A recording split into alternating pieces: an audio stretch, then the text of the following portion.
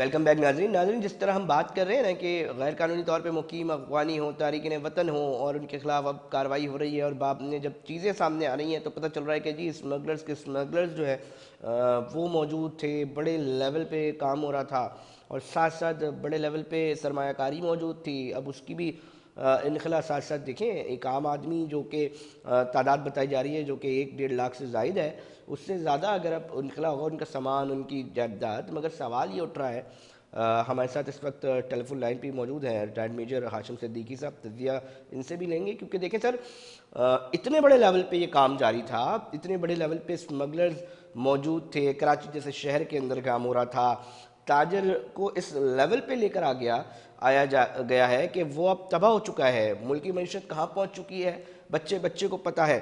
ہم اپنے وطن عزیز میں موجود سہولت کاروں کے خلاف کب کارروائی کریں گے سر؟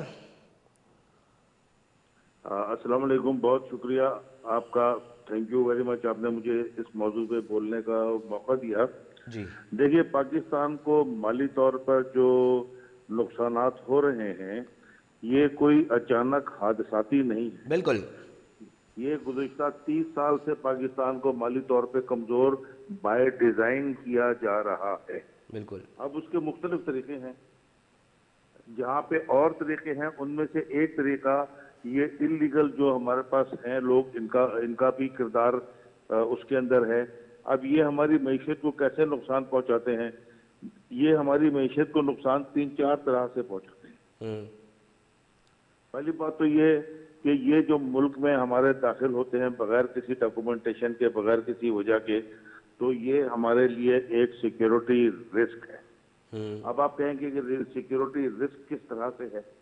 دیکھیے، ہم نے افغان مہاجرین کو اپنے یہاں پناہ دی، ان کی بیوی بچوں کو، خواتین کو یہاں محفوظ کیا، مرد حضرات بالکل فارغ ہو گئے اور انہوں نے جا کے جنگ کی، اور نان اسٹیٹ ایلیمنٹ نے، کیونکہ طالبان کی حکومت تو نہیں تھی نا، بالکل افغان حکومت اور رشین حکومت کی جو جنگ نہیں تھی، جنگ جو تھی وہ تھی رشین گورنمنٹ ورسز طالبان۔ بالکل تو نان اسٹیٹ نے اسٹیٹ کی ریگولر فورسز کو شکست دی اور وہ روس ٹکڑے ٹکڑے ہو گیا۔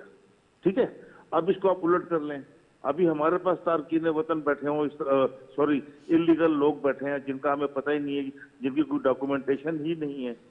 اب ہمیں کیا پتا اب کہ یہ ہاشم صاحب کتنے آپ بات کر رہے ہیں نا، دیکھیں ہم نے تو ایک قدم اٹھایا، ہم نے پناہ دی، ہم نے چیزیں کی، تو اس کا بدلہ تو کچھ اور ہونا چاہیے تھا۔ مگر جو سوشل میڈیا پہ ویڈیوز آ رہی ہیں، چاہے کوئی کھیل کا میدان ہو، چاہے کوئی اور مقام ہو، تو وہ ایسی نفرت آمیز کہ دل دکھے اس چیز کو دیکھ کے۔ دیکھیے، وہی تو میں آپ کو بتا رہا ہوں نا کہ وہ جو ہم نے وہ تو جو جو جو مطلب ڈاکومنٹڈ تھے ان کا تو قصہ الگ ہے، یہ ان کا مسئلہ ہے جو انڈاکومنٹڈ ہے۔ اس میں افغانی نہیں ہے، اس میں ایرانی بھی ہیں، اس میں صومالیہ والے بھی ہیں، اس میں یمن والے بھی ہیں۔ یہ کوئی ایک ملک نہیں ہے، یہ بالکل کئی ملک ہیں جن کے لوگ ہمارے ملک میں رہتے ہیں اور وہ ڈاکومنٹڈ نہیں ہے، ان کا کوئی ریکارڈ نہیں ہے کہ یہ کون ہے۔ اب ان کا تعلق پیچھے کس کے ساتھ ہے یہ اللہ جانتا ہے۔ یہ ہمارے ملک کے اندر کیا کہتے ہیں اسے، دہشت گردی والے ایکٹیویٹی بھی کرتے ہیں، بام بلاسٹ بھی کرتے ہیں، جس سے ہمارے یہاں سیکیورٹی کا مسئلہ رہتا ہے۔ پھر ان کی وجہ سے کرپشن پھیلتی ہے۔ کرپشن کیوں پھیلتی ہے؟ کیونکہ یہ انہوں نے یہاں پہ قیام کرنا ہوتا ہے، لہذا یہ ہمارے سرکاری جو ہوتے ہیں اہلکار جو ان کو اٹھا کے باہر پھینکتے ہیں، ان کو پیسہ دے کے یہ اپنی جان چھڑاتے رہتے ہیں، تو کرپشن کے اندر بھی اضافہ کرتے ہیں۔ پھر ان لوگوں کی وجہ سے ہماری اکانومی برباد ہوتی ہے، کیونکہ یہ انلیگل ہوتے ہیں، یہ کم پیسوں پہ بھی کام کرتے ہیں۔ ان کے کم پیسوں پہ کام کرنے کی وجہ سے جو ہمارا ایک اچھا آدمی ہے، جو ہمارے وطن کا لیگل آدمی ہے، اس کا روزگار بھی متاثر ہوتا ہے۔ پھر کلچر کے اوپر ہمارے ان سے بہت افیکٹ پڑا ہے۔ مثال کے طور پر جب بلک میں افغانی آئے ہمارے پاس تو وہ اپنا کلیشن کوف کا کلچر بھی لے کر آئے، بالکل جو کہ منشیات کا ہمارے لے کر یہاں آئے سر۔ اب چیزیں اب تو ڈاکومنٹیڈ تحقیقاتی ادارے جو ہیں وہ واضح طور پہ یہ بتا رہے ہیں۔ مسئلہ یہ ہے سر، دیکھیں بات یہ ہے کہ آج سلام پیش کرتے ہیں جو ادارے اس کے اوپر کام کر رہے ہیں، اور اس سے پہلے منتخب حکومتیں رہی ہیں۔ ایک عام آدمی کے ذہن میں یہ سوال ضرور اٹھ رہا ہے کہ اس سے پہلے کیوں اس کے اوپر اتنی توجہ نہیں دی گئی؟ باتیں تو بڑی بڑی ہوئی ہیں، مگر اس سطح پر اتنی دیر سے ہمیں کیوں اس معاملے کو اٹھانے میں وقت لگا؟ کوئی ایک چیز بتا سکیں گے ہاشم صاحب اس حوالے سے؟ کیوں ہم سے دیکھیے جب اپنے اجتماعی مسائل کے لیے اتنی تاخیر ہو جاتی ہے؟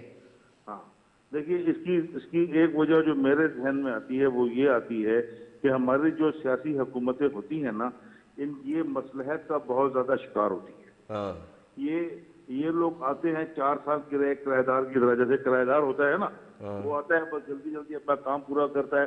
اس کو اس چیز سے غرض نہیں ہوتی ہے کہ میں مکان کو صحیح طرح سے استعمال کروں، اس کی کنڈی نہ ٹوٹے، دروازہ خراب نہ ہو. وہ کہتا ہے جہنم میں جائے، میں کرایہ دار ہوں، مجھے اپنا الو سیدھا کر کے چلا جانا ہے.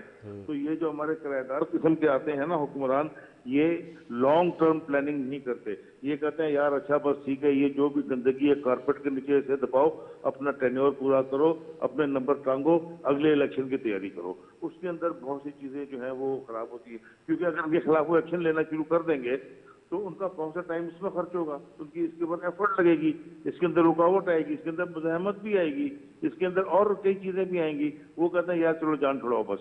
مگر ہاشم یہ صاحب جو جان چھڑاؤ. ادارے ہیں جس میں اینٹی کرپشن آ رہے ہیں اور دیگر تحقیقاتی ادارے ہیں، دیکھیے ان میری پر بھی تو بات سنیں، سوال اٹھے ایک گا نا. ہم چیز تو آپ میری سیاستدانوں پہ بات بالکل سنیں. اٹھا رہے ہیں کہ کیوں نہیں کیا، اور مگر ان سر اداروں میری سے کون بات سوال سنیے، کرے گا؟ سر اداروں سے سوال کرے گی حکومت، اور جب حکومت ہی دلچسپی نہیں لے رہی تو ادارہ بیچارہ کیا کرے گا؟ اگر ادارہ ایک حد سے آگے جائے گا تو اس کا حشر وہی ہوگا جو ایان علی اور انسپیکٹر کا ہوا تھا.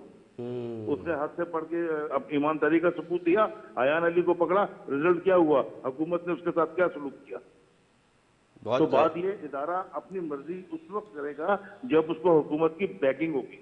اگر حکومت کی بیکنگ نہیں ہوگی تو ادارہ کچھ نہیں کر سکتا. یہ میری بات یاد رکھیے گا. اور اگر آج ہماری اور حکومت آج اور آج جو کام ہو رہا ہے وہ اس پہ بھی دیکھیں نا، نگراں حکومت ہے کچھ بھی کہہ لیں، تو آج بھائی بیکنگ آپ کیا سمجھتے نگراں ہیں؟ حکومت اگر ہے تو یہ ہمت کر رہی ہے، کہہ رہی ہے ہاں بالکل کرو، وہ ایکشن لے رہی ہے. نگراں حکومت کو پتا ہے کہ ہمارا ووٹ بینک تو ہے نہیں، کوئی ووٹ بینک نہیں ٹوٹے گا. اس کے اندر کتنے لوگ ناراضگیاں ہوں گی، کتنوں کا ووٹ بینک ٹوٹے گا، کتنوں کی ان سے آپ کو کیا پتا ہے انڈر دی ٹیبل کتنی چیزیں چل رہی ہوتی ہیں. ہاشم صاحب اب اس نگراں منطق اور حکومت کو تو دلیل کے مسئلہ نہیں حساب ہے نا. سے اس وطن عزیز کے لیے تو اگر میں تھوڑی دیر کے لیے اس منطق اور دلیل کو سامنے رکھوں تو وطن عزیز کے لیے فائدہ مند تو یہ نگراں حکومت سامنے آ رہی ہے. تو پھر کیا کروں، کیا کریں؟ عمل تو الیکشن یہی ختم ہوگا. کر دیں؟ اب اس کا حل کیا ہے؟ پریکٹیکل تو کیونکہ یہی ہوگا. الیکشن آئندہ تو کروانی ہی ہے. دیکھیے آپ الیکشن کرائیں گے اور پھر یہاں پہ جمہوریت آ جائے گی، اور پھر جب جمہوریت آ جائے گی تو پھر یہی کام شروع ہو جائیں گے. آپ کا کیا خیال ہے کہ نئی حکومت آنے سے کوئی حالات میں تبدیلی آئے گی؟ سوری، آپ کو مالی نقصان ہوگا. حل کیا ہے سر؟ حل کیا ہے پھر ہاشم صاحب؟ پھر حل کیا ہے؟ کہاں ایسی کر کے چیزیں چلاتے رہے، اس کا وطن حل عزیز یہ ہے کو کہ اس نقصان سسٹم کو پہنچاتے ایک رہے؟ دفعہ بریک کرنا پڑے گا. اس سسٹم سارے کو توڑنا پڑے گا، نیا سسٹم ہمیں لانا پڑے گا. اور اس کے لیے ہمت چاہیے اور انقلابی آدمی چاہیے جو کہ جمہوریت میں نہیں آ سکتا. جمہوریت میں انقلابی آدمی کبھی نہیں آتا. انقلابی آدمی نہیں آتا تو پھر معاملہ یہ ہے کہ پھر انٹرنیشنل ایشوز آ جاتے ہیں جس طرف اگر آپ اشارہ کر رہے ہیں، اگر میں صحیح سمجھ رہا ہوں تو پھر انٹرنیشنل ایشوز کو کس طرح دیکھیں گے جو پریشرز آتے دیکھیے ہیں؟ بات یہ ہے دشمن نے آپ کی جیب سے تمام پیسے نکال لیے. اب آپ جو کماتے ہیں، کبھی آپ نے سوچا آپ کے بجٹ کس طرح سے چل رہا ہے؟ بالکل آپ بہت اپنی مشکل ہو رہا ہے. کل ایک عام آمدنی آدمی کا تو رسوا ہو چکا ہے، 50%، بیلز ہی پورے نہیں ہو رہے. آپ تقسیم دیکھیے نا، آپ اپنی آمدنی کا 50% سے زیادہ قرضے کا صرف سود دیتے ہیں. 10 سے 12% آپ کا ڈیفنس میں خرچ ہوتا ہے. تو آپ کے پیچھے بچا کیا؟ اور باقی کرپشن اس کے علاوہ ہے.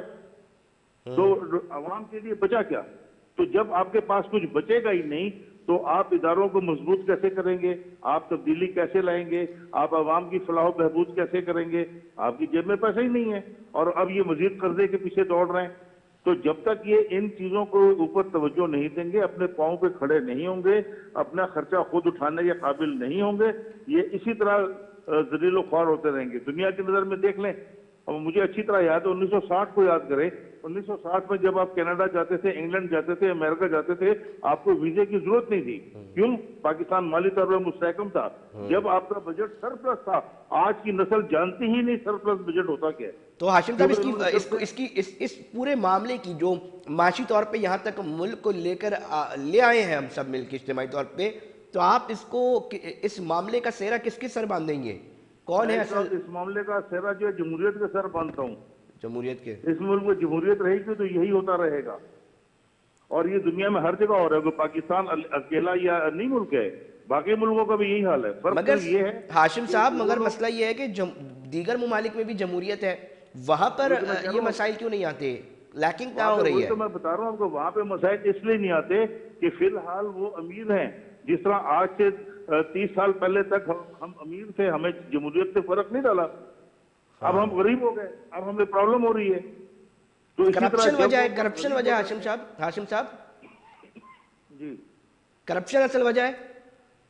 देखिए करप्शन तो एक छोटी सी चीज है ना, करप्शन तो मामूली सी चीज है, करप्शन भी इसका हिस्सा है। अब आप देखें, आपका इदारा क्यों नहीं काम करता? आप पुलिस की, मैं से एग्जांपल देता हूँ, आपके मुजरिमों को पकड़ने के लिए कौन काम करता है? पुलिस वाला काम करता है। पुलिस वाला भर्ती कैसे होता है? या तो वो रिश्वत देता है या वो पैसे देता है, वरना वो पुलिस में भर्ती ही नहीं होता। तो जब वो रिश्वत सर देगा बड़ी और सादा सी पैसे चीज़ें, मैं देगा, अभी अफसरान से यही बात कर रहा हूँ। अभी इस वक्त जो ऑपरेशंस चल रहे हैं, जो सारी चीज़ें हो रही हैं, स्मगलर्स के खिलाफ कार्रवाइयाँ हो रही हैं, मैं अपने इस प्रोग्राम में भी और मुलाकातें हो रही हैं, तो ज़्यादा सवाल ये कर रहा हूँ कि ये जो आज फुर्तियाँ आज अफसरान पुलिस दिखा रही है, ये क्या वजह है कि पहले नहीं दिखा पाई?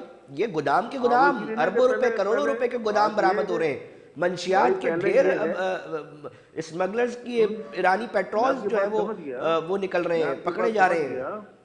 देखिए, जब मैं इलेक्शन में करोड़ों रुपया खर्च करके आता हूं और इसके बाद वजारत के लिए मैं फिर करोड़ों रुपए देता हूं, तो क्या मेरा ये हक नहीं है कि फिर मैं उससे 10 गुना निकाल के लेकर जाऊं?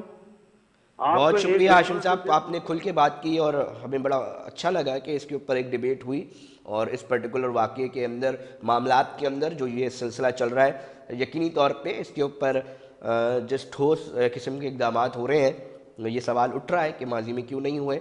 और अब हम ये देख रहे हैं कि अब जब ये सिलसिला अपने अख्तिताम पर पहुँचता है मुस्तकबिल करीब में, तो जो वाज़े तब्दीली इस शहर के और इस मुल्क के बिलखुसूस आवाम देख सकें। नाज़रीन, हम कोशिश कर रहे हैं कि इन इशूज़ को केटर करें और हम बता सकें कि इस वक्त क्या फैक्चुअल चीज़ें जो है वो जा रही हैं, कितने लोग पकड़े गए, हमने तफसील से जो है वो आपको बताया।